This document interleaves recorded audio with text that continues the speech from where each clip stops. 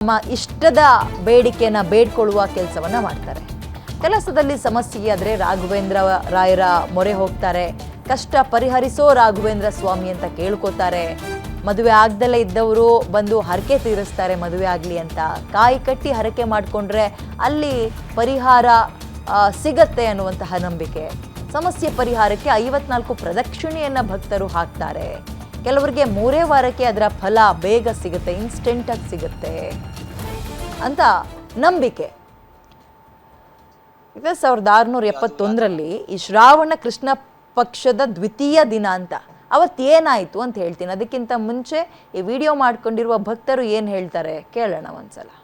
8 ವಾರ ಅದು ಯಾವ ಥರ ಅಂದರೆ, ಇವಾಗ ಕೆಲಸದಲ್ಲಿ ಪ್ರಾಬ್ಲಮ್ ಇರ್ಬೋದು, ಇಲ್ಲ ಮದುವೆ ಆಗ್ತಾ ಇಲ್ಲ ಇರ್ಬೋದು, ಇಲ್ಲಾಂದ್ರೆ ಅವ್ರಿಗೆ ಏನಾರ ಮನೆ ಥರ ಏನೋ ಇರುತ್ತೆ. ಅವಾಗ ಏನಾಗುತ್ತೆ, ಇಲ್ಲಿ ರಾಯರ ಹತ್ರ ಬಂದ್ಬಿಟ್ಟು ಕೇಳ್ಕೊಂಡು ಅವ್ರ ಕಷ್ಟದ ಅನುಕೂಲವಾಗಿ ಹಿಂಗೆ 8 ವಾರ ಇದೆ, 16 ವಾರ ಇದೆ, 21 ವಾರ ಇದೆ, ಆ ಥರ ಕಾಯಿ ಕಟ್ಬಿಟ್ಟು ಅವ್ರು 1 ವಾರ ಡಿಸೈಡ್ ಮಾಡ್ಕೊಂಡು ಇಲ್ಲಿ ಪ್ರದಕ್ಷಿಣೆ ಮಾಡ್ಬೇಕು. 54 ಪ್ರದಕ್ಷಿಣೆ ಆಗ್ಬೇಕು. ಅದು ಯಾವ ಥರ ಅಂದರೆ, ತುಪ್ಪದ ದೀಪ ಹಿಡ್ಕೊಂಡು 8 ಪ್ರದಕ್ಷಿಣೆ, ಆಮೇಲೆ ಕಾಯಿ ಹಿಡ್ಕೊಂಡು 30 ಪ್ರದಕ್ಷಿಣೆ, ಅದಾದ್ಮೇಲೆ ನಾರ್ಮಲ್ ಅದೇ ತರ ರಾಯರಿಗೆ 16 ಪ್ರದಕ್ಷಿಣೆ ಹಾಕ್ಬೇಕು.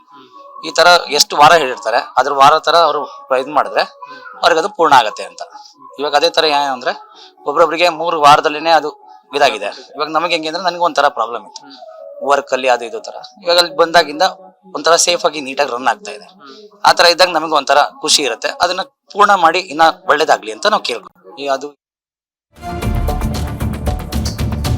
ರಾಯರ ಸನ್ನಿಧಿಗೆ ಬಂದ್ರೆ ಅನಾರೋಗ್ಯವೂ ಕೂಡ ಓಡ್ ಹೋಗುತ್ತೆ, ಆರೋಗ್ಯ ಬರುತ್ತೆ.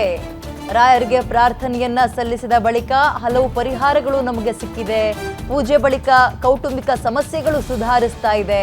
ಮಠಕ್ಕೆ ಬಂದ ಮೇಲೆ ಮನಸ್ಸಿಗೆ ನೆಮ್ಮದಿ ಸಮಾಧಾನ ಸಿಕ್ಕಿದೆ ಅನ್ನುವ ವಿಚಾರ ಭಕ್ತರದ್ದು. ಈಗ ಪೂಜೆ ಬಳಿಕ ಬಹಳ ಖುಷಿಯಾಗಿದ್ದೀವಿ, ನೆಮ್ಮದಿಯಾಗಿದ್ದೀವಿ ಅಂತ ಭಕ್ತರು ಹೇಳ್ತಾರೆ. ರಾಯರ ಸನ್ನಿಧಿಗೆ ಬಂದರೆ ಆರೋಗ್ಯ ಕೂಡ ಸುಧಾರಿಸುತ್ತೆ, ಕೌಟುಂಬಿಕ ಕಲಹಗಳು ದೂರ ಆಗುತ್ತೆ, ನೆಮ್ಮದಿ ಸಿಗುತ್ತೆ ನಮಗೆ. ಹಾಗಾಗಿ ನಾವು ರಾಯರ ಭಕ್ತರು ರಾಯರನ್ನ ಗುರುವಾರ ಮರಿದೆ ದೇವಸ್ಥಾನಕ್ಕೆ ಬಂದು ದರ್ಶನ ಪಡ್ಕೊಳ್ತೀವಿ. ಇದು ಭಕ್ತರ ಮಾತು. ನಾವು ಹುಷಾರಿರ್ಲಿಲ್ಲ. ಮೊದಲು 2-3 ತಿಂಗಳಲ್ಲಿ ಬಂದ್ವಿ, 1-2 ವಾರ ಮಾಡಿದ್ವಿ, ನಮ್ಗೆ ಹುಷಾರಿಲ್ಲದೆ ಆಯಿತು. ಅವಾಗ 5-6 ವಾರ ಬರೋಕ್ಕಾಗಿಲ್ಲ. ಆಮೇಲೆ ಬಂದು ಮಾಡಿದ್ವಿ. ನಮ್ಮ ಸ್ವಲ್ಪ ಪ್ರಾಬ್ಲಮ್ಗಳಿದ್ದು, ಆಸ್ತಿದು ಸ್ವಲ್ಪ ನಮ್ಮ ಮಕ್ಕಳದೆಲ್ಲ ತೊಂದರೆ ಇತ್ತು. ಈಗ ಒಂದೊಂದು ಚೂರು ಪರವಾಗಿಲ್ಲ, ಕಮ್ಮಿ ಆಗ್ತೈತೆ. ಖುಷಿ ಐತೆ ನಮಗೆ ಮನಸ್ಸಲ್ಲೇ ಸಮಾಧಾನ ಐತೆ. ಇದನ್ನು ಮಾಡೋದಕ್ಕೆ ಮಾಡಬೇಕು ಅನಿಸ್ತೈತೆ.